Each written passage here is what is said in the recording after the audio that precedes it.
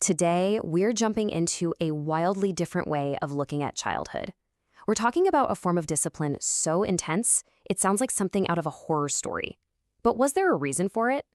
Let's get into it. Okay, I want you to think about it for a second. Seriously, what's the worst trouble you ever got into? Maybe you were grounded for what felt like an eternity, or you lost TV privileges for a month. Got that memory? Hold on to it. Because what if that was your punishment?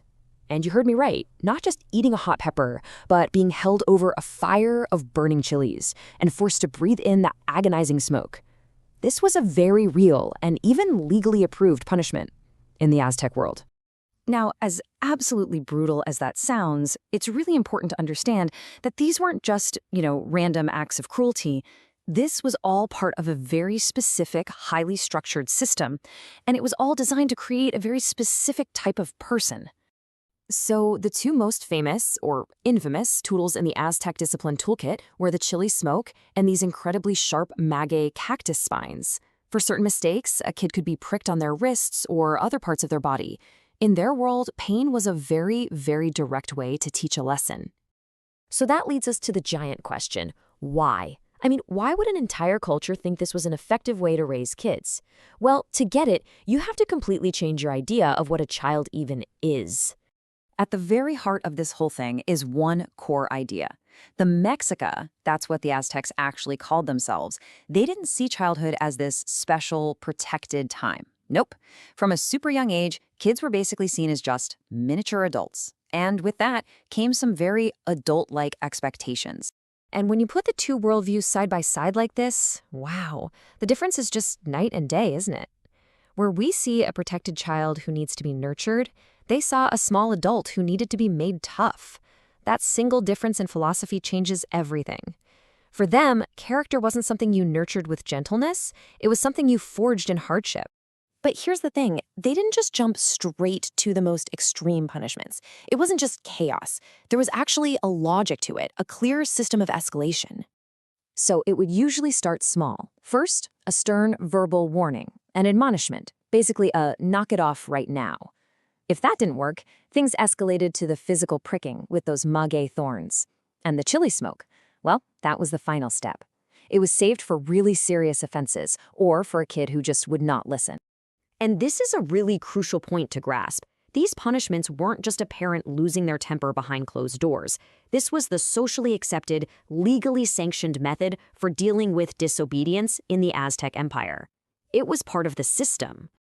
Okay, so the philosophy was small adults, and the method was this ladder of painful discipline. But what was the end game?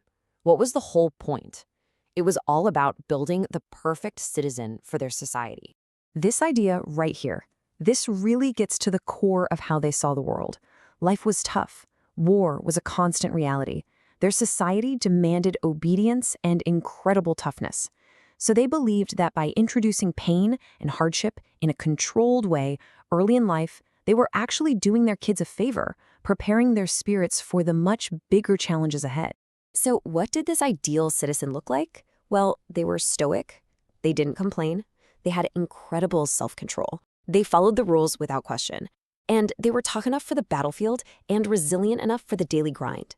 This kind of discipline was basically a state-sponsored program for building character, and they saw it as absolutely essential for their survival. Looking back at all this, it's like looking at a completely different planet, isn't it? A vision of childhood so far from our own. So what can we actually learn from exploring a world that feels so alien? All right, let's wrap this up. What have we learned? First, Aztec discipline, as harsh as it seems, was a structured legal system, not just random abuse. Second, it was all built on this foundation of seeing children as small adults, the ultimate goal, to forge tough, ideal citizens for a very demanding world. And more than anything, it's just this powerful case study in how deeply our own cultural values shape something we think of as natural, like parenting. And that kind of leaves us with one final thought to chew on. We look back at the chili and the thorn and we might feel a sense of shock or judgment.